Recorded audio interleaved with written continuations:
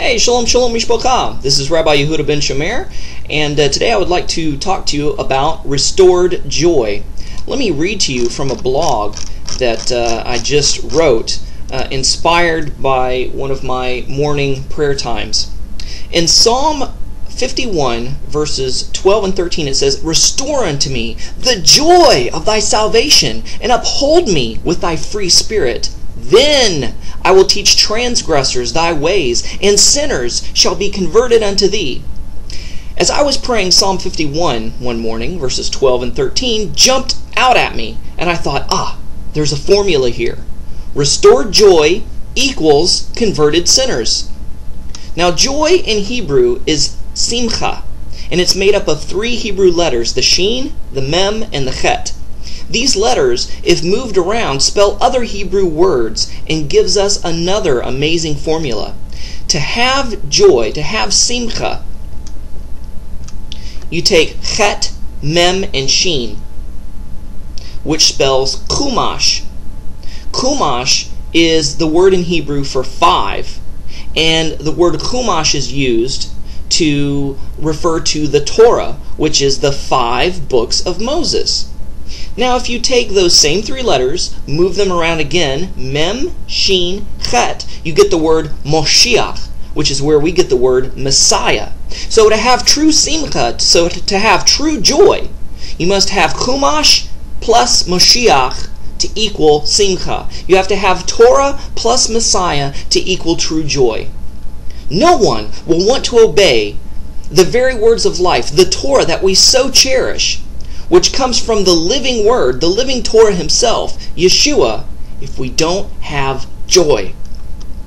Joy is the key to ministering and witnessing to others. Joy is the key to winning others over to Messiah and the way of the Torah. Proverbs 11 verse 30b, "He that winneth souls is wise. Therefore there is wisdom and joy." What is this what is the wisdom? Psalm 51, 12 and 13 once again. "Restore unto me the joy of thy salvation, and uphold me with thy free spirit. Then I will teach transgressors thy ways, and sinners will be converted unto thee." The restoration of joy in salvation, which comes from the Hebrew word for salvation, Yeshua. So the Hebrew word for salvation is Yeshua. Restore unto me the joy within Yeshua, the joy that is in Yeshua, the joy that is in salvation. So to have joy, so to have Simcha in Torah, Chumash, we must have joy or Simcha in following the Chumash, the Torah, in the footsteps of Moshiach, the Messiah, as we personally relate to Him in our walk.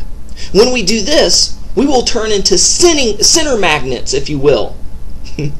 This is what Yeshua meant when He said to His Talmudim, His disciples, in Mark chapter 1, verse 17, "And Yeshua said unto them, Come ye after me, and I will make you become fishers of men." Mankind will be lured to us like fish to bait because of our joy, because of our Simcha in walking in the footsteps of Moshiach, by walking and following in the Chumash, the Torah.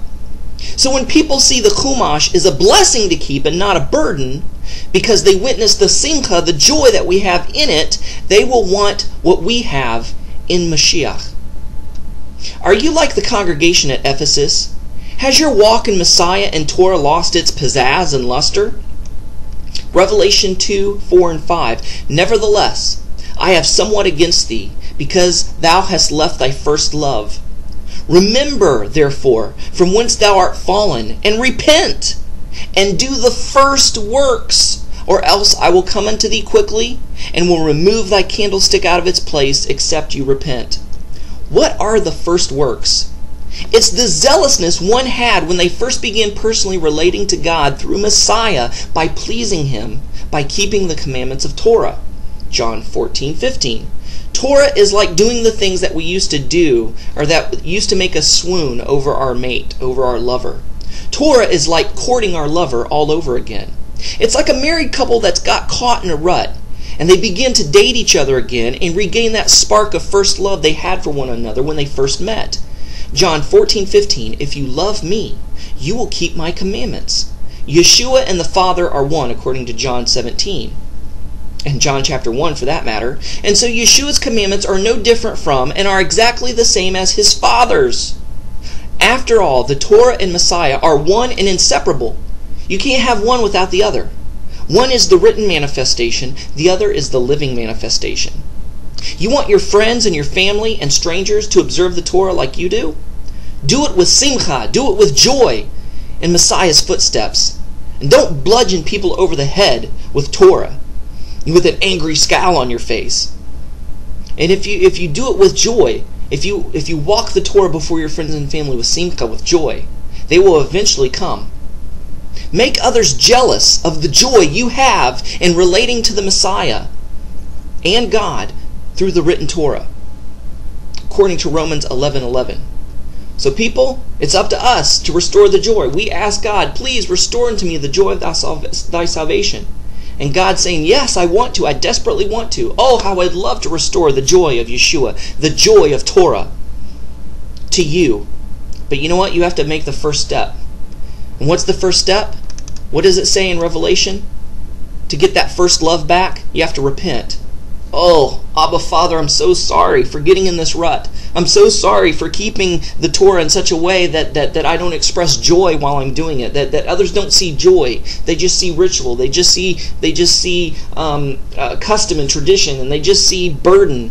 They see me with a sourpuss look on my face all the time. Forgive me, Abba Father, for not walking in the footsteps of Yeshua HaMashiach, by walking in the following in the Torah. In joy, oh, Abba Father, I'm now open to you. Restore unto me the joy of thy Yeshua. Restore unto me that joy of walking in his footsteps by following the Torah, so that I can bring other people to you, so I can teach transgressors your Torah, your way, and that sinners will be converted, changed unto thee. Shalom and Shavua Tov.